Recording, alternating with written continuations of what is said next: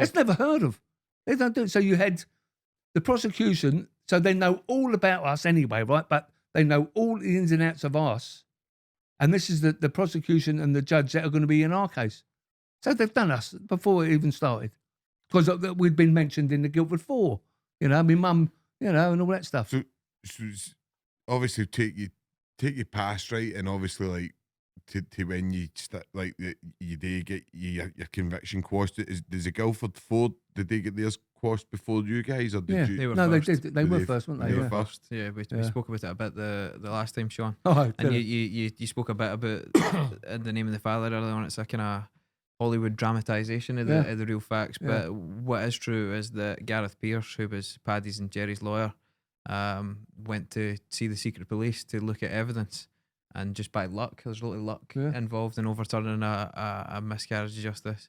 The secret policeman was off with the flu, and the policeman says, just you go in and look at everything and tell me what you want to photocopy, rather than have her taken to the evidence that she's allowed to see. And she found all this material never to be disclosed to the defence. And that was the first domino that cleared the Guilford 4, is getting her hands on that evidence that the police knew at the time that Jerry and the rest of the 4 were alibied for the bombings. And they suppressed that and rather tortured them to confess. So if it's natural that if the Guilford 4 are innocent and the MaGuires are innocent, and that but the same behaviour happened in ours, and all there was stuff that wasn't that the prosecution had and knew, should have shared it with our lot, and they didn't. Non-disclosed, and all that. Yeah. So it's obviously, so you get the conviction quashed and stuff, and then how's life adapting?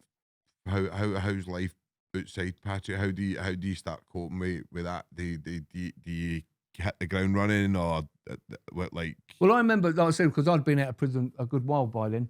By the time we got to the Court of Appeal, sorry, I'll take you back then to like when you came out of prison. How was that trying to adapt back into the society? How did you find that? I'm sure I found it hard. The last time I was out and about, as you say, and I went back to the area I grew up in where we got nicked. The last time I was up and down, walking down the main road, I was with my mum. Not holding her hand maybe by that age, you know what I mean? But, so now I'm out, somewhat a young man. I'm 19, back to the area where we got nicked.